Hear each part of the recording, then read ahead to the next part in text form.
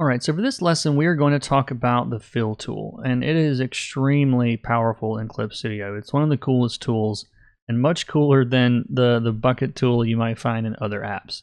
And in order to show off kind of how these concepts work, I'm going to draw on my inks layer just a couple of closed shapes, okay? It doesn't really matter what shapes they are, doesn't really matter, but I'm just going to draw some shapes here. So that was on my inks layer. So I'm going to go down to my flats layer, and if you'll remember, this layer is just filled with white. There's nothing else on this layer. Now if I go to the fill tool and I pick a color like this blue, and the basic fill tool, I guess what would be closest to Photoshop's, if you're familiar with that, would just be to uncheck everything here. Okay, uncheck this one, color margin 0, uncheck everything else. Opacity is at 100. And it is set to refer to the editing layer. So it's only looking at the flats layer, which has nothing on it except this white color. So if I try to fill this circle, it's not going to do anything because it's not even aware of the circle. Okay, we don't have anything on the flats layer. It's only looking at the editing layer, which is what we have selected. So no matter what I do, it's just going to fill the entire background. There's an option here though to refer to other layers. And this brings us to another feature that Clip Studio has, which is called a reference layer. So if I go to my inks layer and you see this little lighthouse looking icon here, that is a reference layer. So if we check that, and when you check it, you'll notice right here out to the left side, if I click on the flats, you can see this little lighthouse will appear next to the inks layer. So what this is telling Clip Studio to do with this fill tool is it's saying, okay, we're going to fill stuff, but we're going to refer to our inks layer. Now you can see what my settings are on this. There are some different options here that you can choose from. In this case, I'm going to have apply to connected pixels only, checked. I'm leaving this closed gap closed at the moment. Area scaling I've got set to about 10. I've got the darkest pixel on the scaling mode checked. Refer to multiple checked, and make sure that reference layer is the one that is chosen here. Vector paths we're not using, anti-alias is still off. So now, if I go back to my flats layer, even though there is nothing on this layer except this white, and I click into this box, it's going to refer to the inks layer and only fill the contents of that box. I said box, but it's not really a box, is it? And I can click in all of these now, and all of these shapes are filling. Now this one, we've got an open shape here. So if I try to click it, you can see it still fills the entire drawing.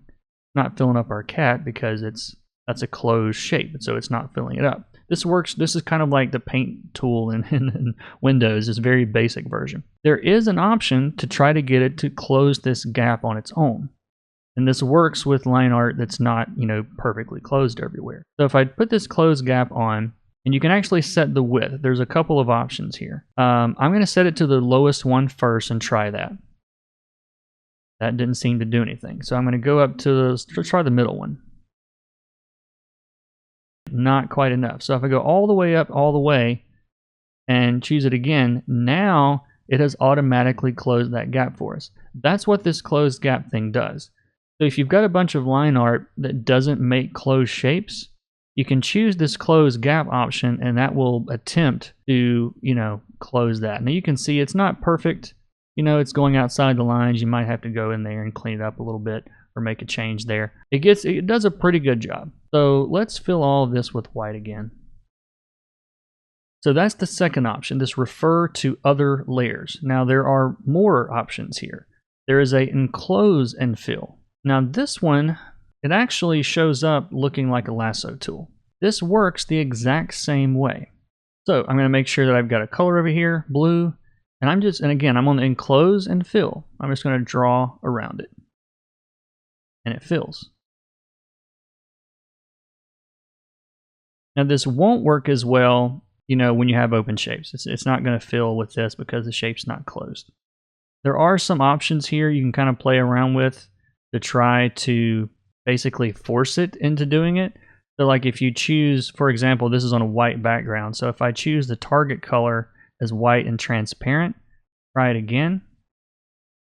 It didn't like that. If I turn the gap closing back up and try it again, did some strange stuff, but it came pretty close. So this one involves a little bit more kind of finagling with the settings. I tend to leave it on target all colors if you're going to use this tool, but it saves a tremendous amount of time. So like if I go in here and I go to my cat and I'm choosing the enclose and fill, and let's say our cat is orange, and I'm going to draw a circle around him. I'm going to make sure I'm on the right layer this time. Go to my flats layer, try this again, and you can see it's filled in all that cat perfectly. Now, what this won't do, let's go back to our shapes here again. You have to completely enclose the shape, okay? You can't do this, it won't work. It is looking for enclosed shapes. Enclosed shapes, don't have any openings like this. All the lines connect. So if I try to cut across or something, it's not going to work. You got to make sure you get the entire closed shape, and you can even do multiple shapes. So this becomes very, very handy when you are flatting. So let's get rid of all this stuff again. Go back to my drawing. Again, make sure I'm on enclose and fill. Now we can start going through this. Cat is done. I can go to the hat. Say the hat is blue. Now it doesn't matter if I cut across his ear, it's not a closed shape. This, not an enclosed shape. This isn't either. None of these things are fully enclosed shapes that I'm passing through, except for the hat, so it filled it. I'm going to pause this here for a quick second because as I was editing, I realized that I need to clarify something here. When I say that this ear is not an enclosed shape, it's not an enclosed shape within the selection I'm making. That is the difference here. So for example, when I draw a selection, it's looking for the entirety of the enclosed shape within the selection.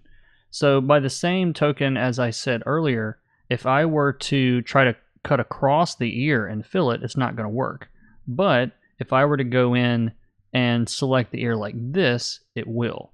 So when I say that these are not enclosed shapes as I'm selecting, I literally mean they're not enclosed within the selection that I'm choosing. Hope that makes more sense. Even like this arm. So we've got tons of little closed shapes here and all sorts of things. We can select all of this with enclose and fill. And again, this area of his shirt is not closed within our selection, so it's not going to fill it.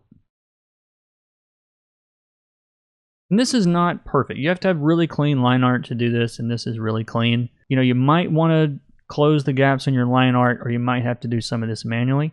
So it just kind of depends on the kind of line art you're working on. That's why we went through those manual tools earlier, so you guys can go in and you know how to fix these things if they're not feeling completely right. Now you might be thinking, well, that's pretty neat, but there's even more to learn here.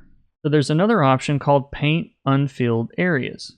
This is all within the Fill tool, okay? So Paint Unfilled Areas works very similarly, if I can talk, except you have a brush instead of a lasso. So for example, if I just brush around that entire shape, it fills it.